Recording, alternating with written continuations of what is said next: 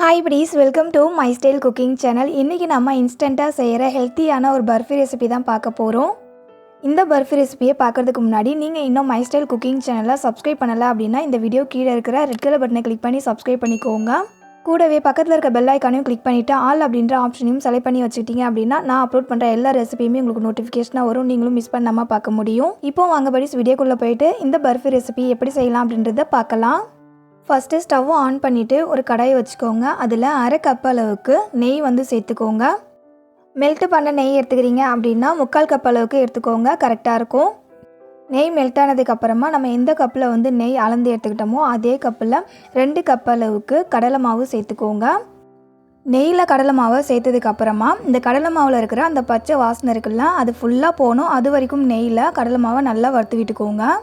Stove medium ஃப்ளேமில் வச்சுட்டு இந்த கடலை மாவை நெய்யில் ஒரு 15 நிமிஷமாவது நல்லா வறுத்து விட்டுக்கோங்க. நம்ம எந்த அளவுக்கு இந்த கடலை மாவை நெய்யில் வறுத்து எடுத்துக்கிறோமோ அந்த அளவுக்கு பர்ஃபியில் அந்த கடலை மாவுடைய ஸ்மெல் வராது.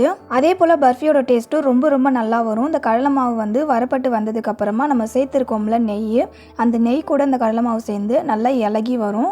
பாருங்கள், இந்த மாதிரி ஒரு கன்சிஸ்டன்சியில் கடலை மாவு இருக்கும். இந்த மாதிரி வந்ததுக்கப்புறமா ஒரு 5 நிமிஷத்துக்கு நல்லா மிக்ஸ் பண்ணி விட்டுக்கோங்க. 5 நிமிஷத்துக்கு மிக்ஸ் பண்ணி விட்டதுக்கப்புறமா இதில் ஒரு 1/4 கப் அளவுக்கு பால் பவுடர் சேர்த்துக்கலாம். கடலை மாவு அளந்து எடுத்துக்கிட்டோம்ல, அதே கப்பால் 1/4 கப் அளவுக்கு பால் பவுடர் சேர்த்துக்கோங்க, கரெக்டாக இருக்கும். சேர்த்துக்கிட்டு நல்லா ஒன்றா மிக்ஸ் பண்ணி விட்டுக்கோங்க. இது போலவே நிறைய ஸ்நாக்ஸ் ரெசிபிஸ் நம்ம சேனலில் அப்லோட் பண்ணியிருக்கேன். அந்த ரெசிபியோட லிங்க் எல்லாத்தையுமே இந்த வீடியோ கீழே டிஸ்கிரிப்ஷனில் அப்படின்னா மேலே ஐக்கானில் கொடுக்குறேன், செக் பண்ணி பாருங்கள். ப்ளீஸ் படீஸ் நம்ம சேனலை சப்ஸ்கிரைப் பண்ணிக்கோங்க. இந்த அளவுக்கு எல்லாத்தையும் ஒன்றா மிக்ஸ் பண்ணி விட்டதுக்கப்புறமா ஸ்டவ்வை ஆஃப் பண்ணிவிட்டு இதை அப்படியே ஒரு பக்கம் வச்சுடுங்க. நெக்ஸ்ட்டு ஒரு பேனில் 3/4 கப் அளவுக்கு சர்க்கரை எடுத்துக்கோங்க. நம்ம சர்க்கரை எதில் எடுத்துக்கிறோமோ அதே கப்பால் 3/4 கப் அளவுக்கு தண்ணியும் சேர்த்துக்கோங்க. தண்ணி சேர்த்துட்டு இந்த சர்க்கரை நல்லா கரையிற வரைக்கும் கரைச்சி விட்டுக்கோங்க. சர்க்கரை இதை போல் நல்லா கரைஞ்சி வந்ததுக்கப்புறமா இதில் ஒரு 1/2 டேபிள் ஸ்பூன் அளவுக்கு ஏலக்காய் தூள் சேர்த்துக்கோங்க. கூடவே ஒரு 2 பிஞ்ச் அளவுக்கு உப்பு சேர்த்துக்கிட்டு நல்லா மிக்ஸ் பண்ணி விட்டுக்கோங்க. எப்போவுமே ஸ்வீட் செய்யும்போது நம்ம கொஞ்சம் உப்பு சேர்த்து செஞ்சோம் அப்படின்னா அந்த ஸ்வீட் டேஸ்ட்டை கொஞ்சம் எடுத்து கொடுக்கும், அதுக்காக தான் உப்பு சேர்த்துருக்கோம்.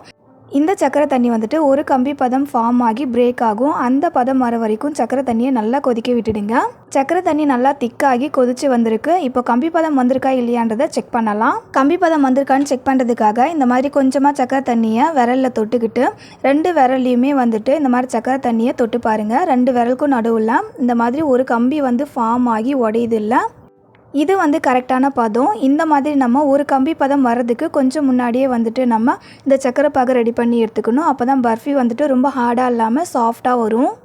இந்த ஸ்டேஜில் ஸ்டவ்வை ஆஃப் பண்ணிவிடுங்க. ஆஃப் பண்ணிவிட்டு இந்த சக்கரை பாகை நம்ம ஃபஸ்ட்டே நெய்யில் வறுத்து வச்சுருக்கோம்ல கடலை மாவு, அது கூட இந்த சக்கரை பாகை சேர்த்துக்கோங்க. சேர்த்துக்கிட்டு நல்லா மிக்ஸ் பண்ணி விட்டுக்கோங்க. ரெண்டுத்தையும் மிக்ஸ் பண்ணி விடும்போது கட்டிகள் ஃபார்ம் ஆகாது, அதனால் பயப்படாமல் நீங்கள் நல்லா மிக்ஸ் பண்ணி விட்டுக்கோங்க. ஃபஸ்ட்டு நம்ம மிக்ஸ் பண்ணி விடும்போது கொஞ்சம் அந்த பாகு இலகுன போல தான் இருக்கும். நல்லா நம்ம ஒரு 2-3 நிமிஷத்துக்கு மிக்ஸ் பண்ணிவிட்டே இருந்தோம் அப்படின்னா இந்த அளவுக்கு நல்லா கெட்டியாகி வந்துடும். இந்த அளவுக்கு கெட்டியானதுக்கப்புறமா இப்போ இதை ஒரு ட்ரேயில் மாற்றிக்கலாம். நம்ம பர்ஃபியை எதில் செட் பண்ண போகிறோமோ அந்த ட்ரேயில் ஃபஸ்ட்டு பட்டர் ஷீட் வச்சுட்டு அது மேலே நெய் அப்படின்னா ஆயில் அப்ளை பண்ணிக்கோங்க.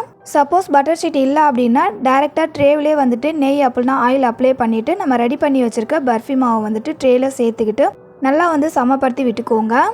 இந்த கடலை மாவு பர்ஃபி செய்கிறதுக்கு கரெக்டான அளவுகள் பார்த்தீங்கன்னா 1 கப் அளவுக்கு நீங்கள் கடலை மாவு எடுத்துக்கிறீங்க அப்படின்னா அதே கப்பால் 3/4 கப் அளவுக்கு நெய், 1/4 கப் அளவுக்கு பால் பவுடர், அதுக்கப்புறம் 3/4 கப் அளவுக்கு சர்க்கரை, அதுக்கப்புறம் சர்க்கரை பாகு செய்கிறதுக்காக 3/4 கப் அளவுக்கு சர்க்கரை கூட தண்ணி சேர்த்துக்கணும். இது எல்லாத்தையுமே நம்ம எந்த கப்பில் கடலை மாவை அளந்து எடுத்துக்கிறோமோ அதே கப்பாலே அளந்து எடுத்துக்கோங்க, கரெக்டாக இருக்கும்.